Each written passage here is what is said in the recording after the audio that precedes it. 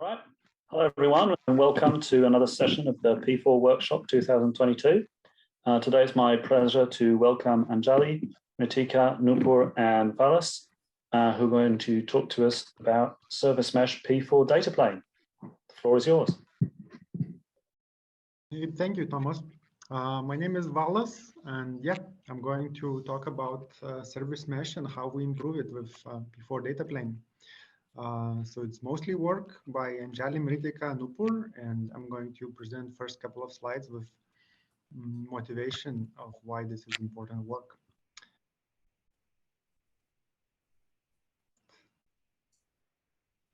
Yes, so what is Service Mesh? So Service Mesh solutions promise a uniform and transparent platform for secure and manageable and highly observable communication. So how does the service mesh look like? Conventional deployment looks roughly like this. You have two applications, and then you have two proxies next to each of them that intercept all of the communication and perform load balancing, security, request tracing, MTLS encryption, monitoring, and many other functions. As you can maybe see, this kind of proxy solution is relatively expensive, because you at least need to run your transport stack 4 more times. So can we do better? And so another alternative to that, which is more modern iteration of service mesh, is to use proxyless service mesh. The idea there is to move most functions from the proxy to client library. This, for example, optimizes away 4-time TCP traversals and reduces memory use. So this solution is much more efficient, but you still have to pay for encryption, load balancing, and other costs inside of your application. What you're also losing is when you're bundling with application the code that does load balancing, security, and other functions. You might lose release velocity because you can only roll out functions with the rollouts of application. And so the question is, can we offload these costs and unbundle service mesh from the application? And that's where the NIC offloads and P4 programs can help us. Mrittika, to you, with more motivation and more insight into the costs. Thank you. Okay, so I would like to cover some of the motivation that the study has brought, and we look at 2 papers. One is the attack of the killer microseconds. The networking layer bottlenecks specifically showcase RPC and TCP stacks that are the highest in latency overheads. And then one other paper that we published was in IEEE Edge on challenges and opportunities in benchmarking of service mesh. We specifically did benchmarking of IP tables and how many resources it requires to reach a certain throughput. So as you can see, as we scale number of cores, the throughput of about 1 to 1.2 gigabits takes more than 24 to 30 cores when you're doing rule matching. So for example, the 25,000th position of a 25,000 rule takes up almost up to 24 to 30 cores. Another part of the study was on looking at what does the different layers of networking like Calico and Istio provide when you have a microservice deployment. And it shows that as you increase the TPS, the transactions per second, from 1,000 to 10,000 and then to 100,000, your latencies may go up almost 4-folds. Specifically, when we look at an initial, characterization, what it showed us is that there are multiple challenges in this networking stack environment. You have initial TCP or UDP performance hogs at layer 2-3, specifically if you are using the Linux kernel stack. And then if you have Envoy as an ingress, and then you have applications with sidecars and Calico installed inside VMs in a cloud environment, you are essentially adding 3 to 4 layers of networking infrastructure. So in one of our studies, we showed that over 3 times more latencies are involved in these different layers. Maximum HTTP performance of 330K QPS would come down to around 250K if you add Calico and Envoy. Latencies from 4 to 6 milliseconds may go up to almost 8 or 12 milliseconds based on whatever layer of networking you are adding. So adoption of service mesh introduces large latencies. And of course, we don't have specific benchmarking for each layer, but we can definitely say software optimization and acceleration within the CPU can improve, but offloads can improve a lot more. So let's look at how much can an offload save us. At the layer 2-3, one of our studies in at least 2 different Xeon CPUs, and this is a specific study, and a different configuration may give slightly different results. So in that study, we saw between bare metal Linux performance and then Calico and Calico eBPF, you may need around 2 to 3 extra cores, whether you are on a turbo mode power or hyperthreading on off. You will generally require at least 2 to 3 as soon as you use a CNI like Calico, and even though you may use a eBPF version. At the layer 7, if you're using Nginx or Envoy, you may be able to improve some of the latency. So for example, the Nginx web server was optimized using load balancing among cores, and we were able to reduce some of the latencies around 40%. However, the requirement for any of those optimizations may mean you offload cycles. However, you are still using the same Linux stack underneath. And you may be using that Linux stack multiple times. You may be using it within the ingress. You're again traversing it while you're doing the sidecar, as Valas was speaking about. So some optimizations may improve, latencies up to 40 to 50%, but you're still using up different cycles. A gRPC study showed us that not just network is a bottleneck, but you may have latencies at the language runtimes.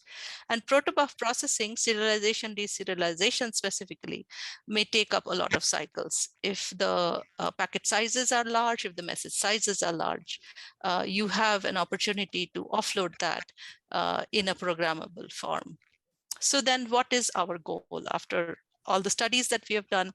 The goal for service mesh offload is to, first of all, have a programmable data plane, improve the scalability in the data center, at least maintain what we have now, and probably reduce the overheads. So the Xeon generic cores can be used for business logic and can be freed up from network processing. A better isolation of control and updates, optimization of the transport. If the transport is being used for HTTP and then for gRPC, you are still traversing it multiple times. Is there an opportunity to reduce the processing areas? And so remove unnecessary data and protocol layers. Abstracting non-application functions into infrastructure.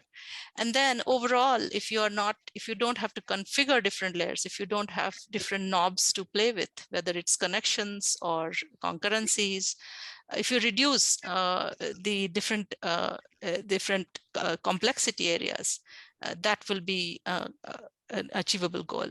And then reduce code duplication. Of course, you are, again, if you are optimizing the transport, you're optimizing different layers, you will not need different code areas to be duplicated for every application, for every stack. Infrastructure can take care of encryption, certification management. The TCP stack and MTU layer processing can all be taken care of in this programmable and offload form. Independent upgrade of components should be possible. Given this goal, I'll hand it over to Anjali to cover what's next. Thanks, Mrittika. So, Mrittika, who speaks for Intel Labs, that does all the performance measurements and the data that was presented here, the system setups are at the end of the slide deck if you guys want to have a look at it, as well as all the links for the external data are in the slide deck. Given the goals that Mrittika kind of listed, I will walk through the breakdown of different components that are there in the service mesh data plane, and what are the possibilities which can run on different place than the generic CPU cores in future, as well as which ones are can become part of the predefined data plane. So let's walk through this. The first component, of course, is the serialization, visualization of protobuf, and that happens on the host. Maybe in the future, that happens on some kind of a look-aside accelerator, an ASIC, an FPGA, or dedicated microcontroller, whatever. It's a device assist of some sort. Although since this is some area that we believe that right now, at least, we don't see the scope for being before defined and part of the PNA architecture. So we're going to exclude that, going into the detail. Although it is a very small, it is a large, CPU cycle consumer, and you would see, in the future, some accelerators for this. So the next is the gRPC server and the client, which of course means on the host with the application, with the tenant. The next one is and the color coding is basically saying, the green ones are something that are obvious and something that is work in progress or already taken care of. The light orange ones are the ones that are, need to be explored, and the dark orange is something that is, the hardest of all, and that's more something that we need to work towards. So getting to the proxy portion of the service mesh, what proxy does, and breaking down into 4 components, and talking through where these can reside and how we can optimize. So sorry, I missed the application pass-through message socket. This is an optional optimization that an application can get, where instead of using the standard sockets that it uses, going through the Linux kernel or any other OS, it could bypass the whole kernel itself and use dedicated method sockets which are passed through to the device using new virtualization features like SIOD and composability exposed by it. Again, this is an optional optimization, and we can walk through the more important ones, like the L4, L7 classification, and just-in-time programming of what to classify the flows on from the application. And this is, we believe, in future would belong in the inline ASIC pipeline, or inline FPGA, or at present it would be on IP cores or those places, but not on the generic cores. This we believe should be before defined. So not that we are doing that right now, but we are in the process of looking into it. There is another talk that Hari from Google and myself talked about it, so you can have a look at it. The next one is the TLS key exchange and protocol processing. This one is obvious, and Nupur is going to talk more about it as to like what we need and in the hardware. Right now, it is the key exchange. I think there is an error here.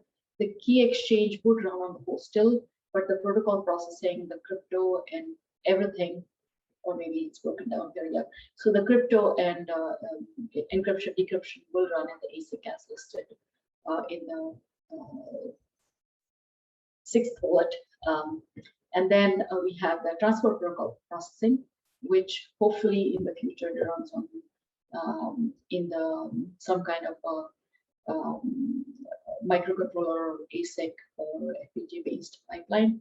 But for most part, I think at present all given before programmable data planes available, it is going to run mostly on the IP cores.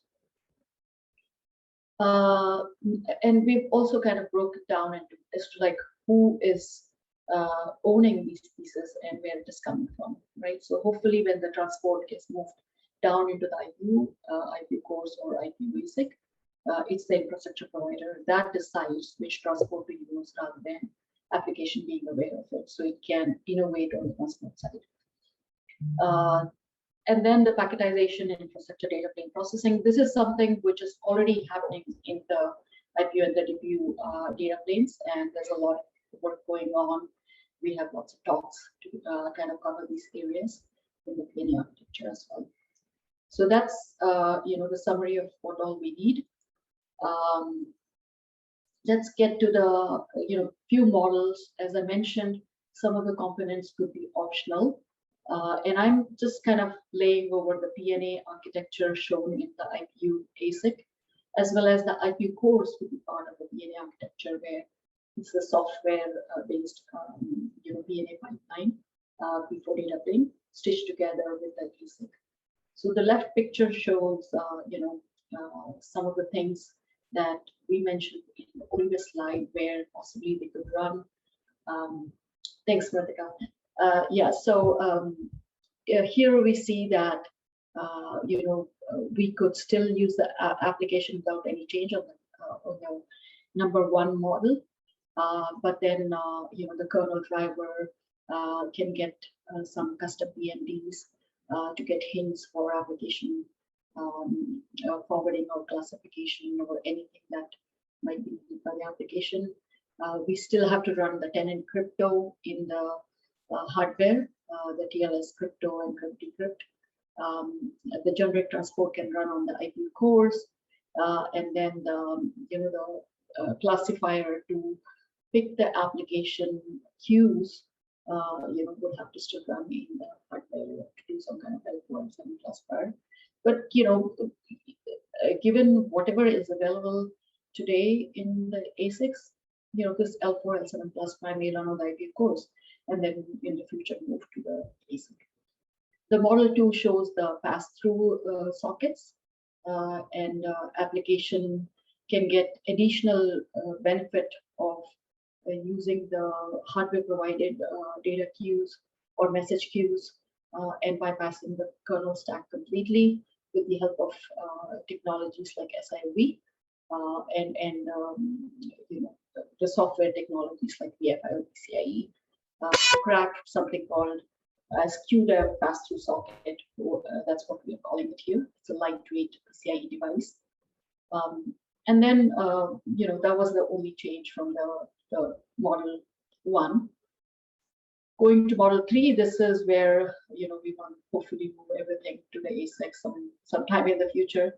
But again, speaking from the software side of things, this is more desirable than where, the current generation hardware is. Okay, so going to, Mrittika, could we get to the slide 12? Yeah.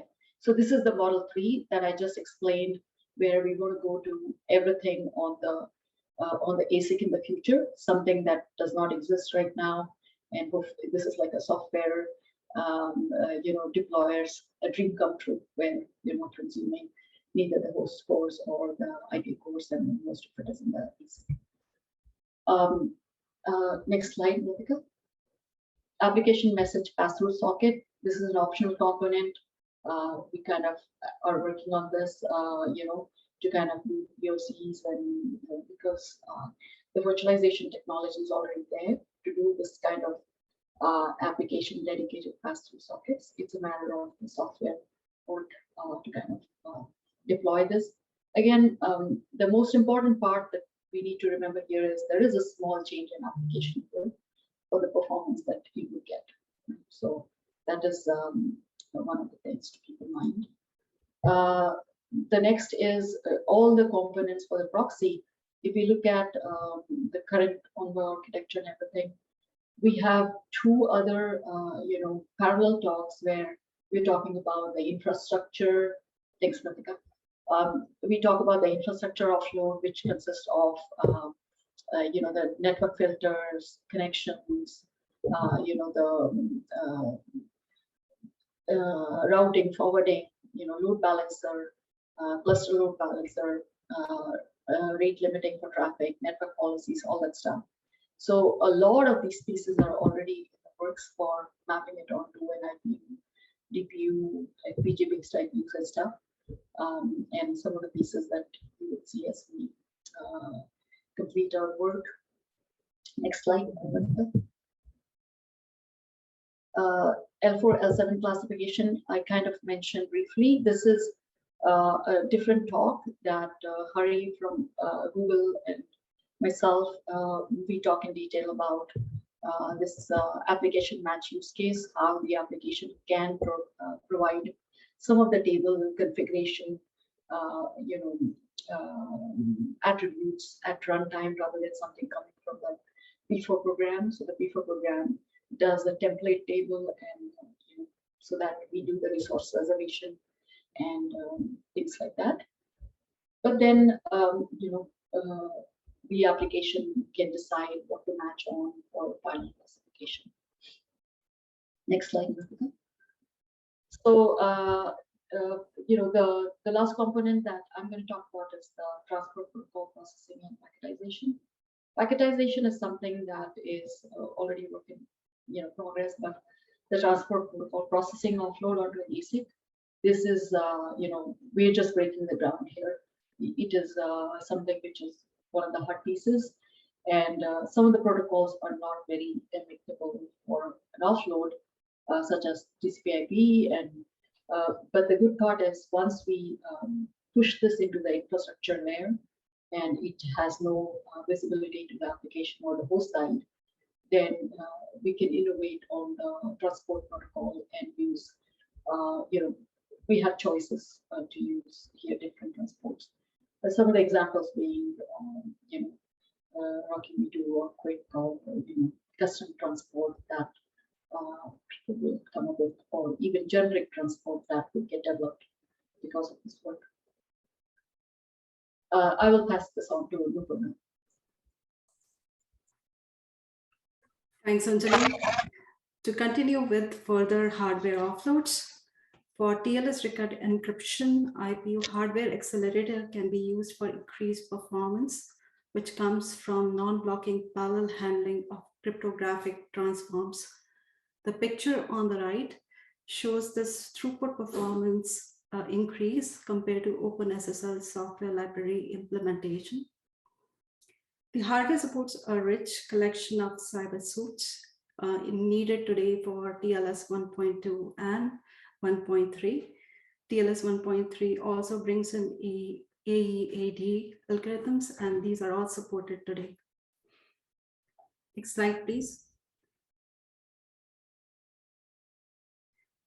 This slide at a very high level describes the desired architecture that we want to achieve. That is to have sidecar-less service.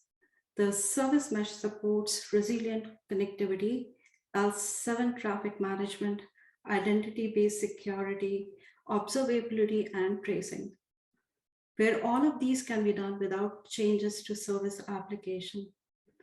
These can be achieved to a certain degree with P4 runtime CNI and a standalone envoy per service running on IPU, a model which is very similar to front-end proxy.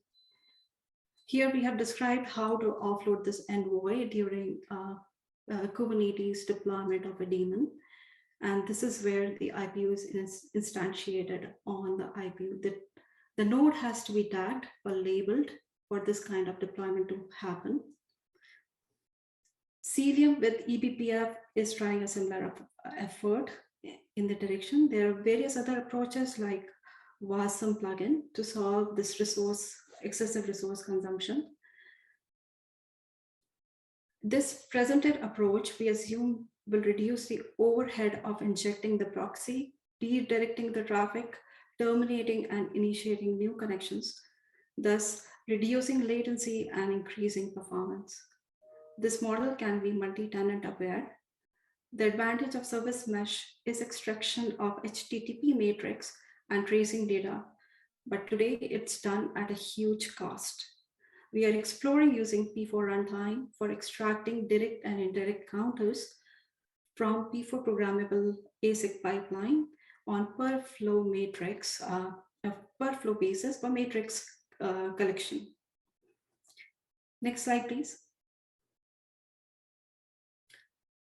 This slide takes to next level of details where different hardware acceleration interfaces can be used for enhanced performance. With Envoy now running on IPU, these API libraries from hardwares can be safely linked, and transport stack on IPU can be utilized instead of a host. The various accelerators on IPU include crypto and compression accelerators, the Hyperscan regular expression stack, which is optimized to run on x86 platforms, or a programmable hardware accelerator in future generations of IPU, which can be supported either in ASIC or in FPGA. A P4 programmable ASIC and a secure store for saving per tenant crypto keys. The CNI add flow will add interface to pods with default route in pod namespace set to forward every packet out to the pipeline. The CNI agent and manager are shown here in the picture. Together provide a P4 runtime plugin for programmable ASIC and replace Linux IP table implementation as a data plane. At init time, the P4 programmable pipeline can be statically configured by CNI with simple L2L3 forwarding rules to reach Envoy on IPU. There is an alternative approach for future generation where we can make use of what Anjali showed in one of the optimization as using the socket queue for directly taking this traffic onto IPU queues for the proxy.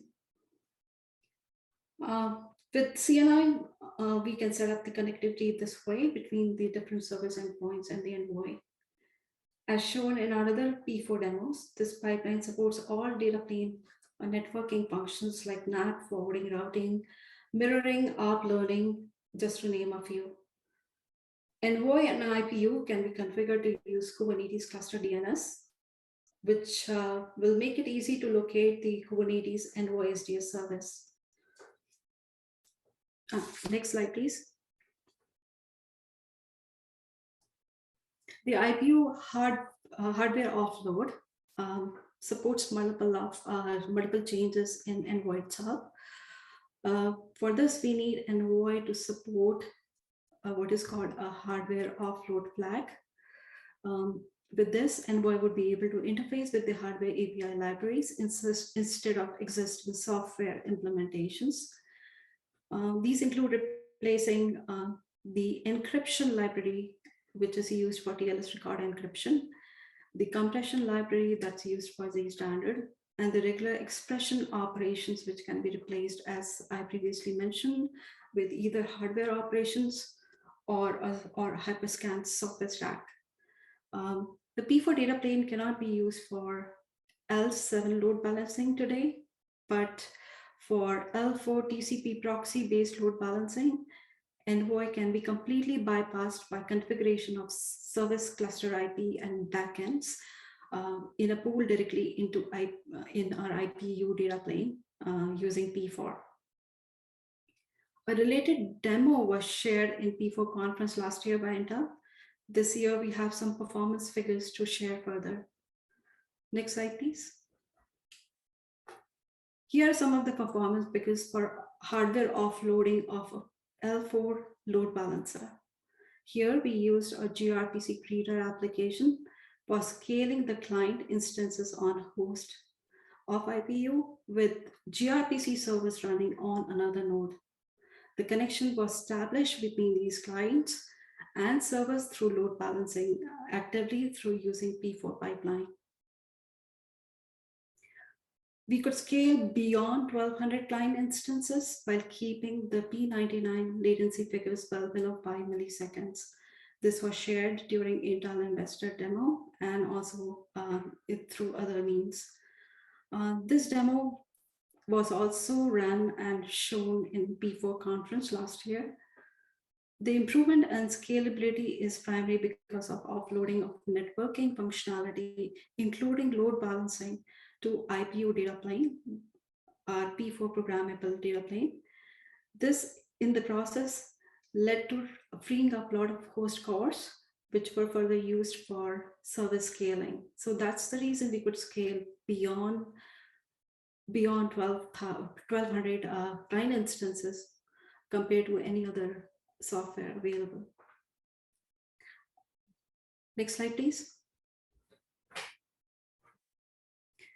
To conclude on today's presentation, I would like to say that all of these are under trial. We are doing a small work streams and trying these out to prove what we are saying would increase performances in different areas.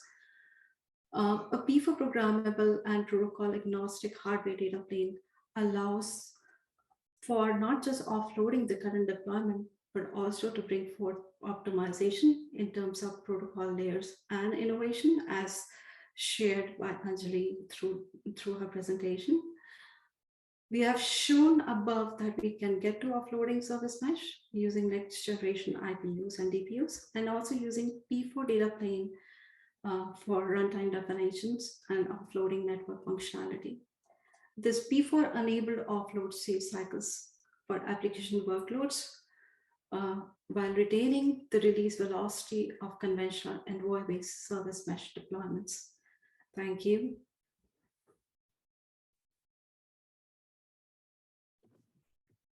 All right, thank you very much. Thank It was a great talk. Enjoyed that. As a Q&A session, it's just me asking questions, so I'll try my best. The first question I had was, when you implemented this, the P4 target, was it the PNA for all of it? I think there was one slide with the PNA, but it wasn't entirely clear to me if that's the architecture you were targeting. Right. Yeah, we are focusing on the PNA architecture, and that's what we would adhere to for our targets. Okay. And as a result, this architecture, as you know, is still in definition and evolving. Are there any aspects of the architecture, any suggestions you want to make as to how you'd like to see it change, or do you think it's good as it is?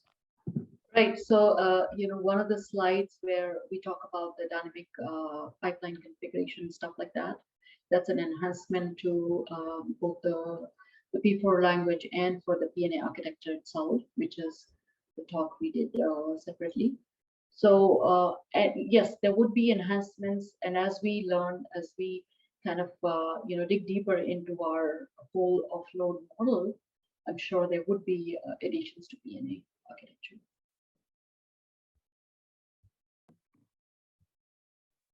Okay, thank you.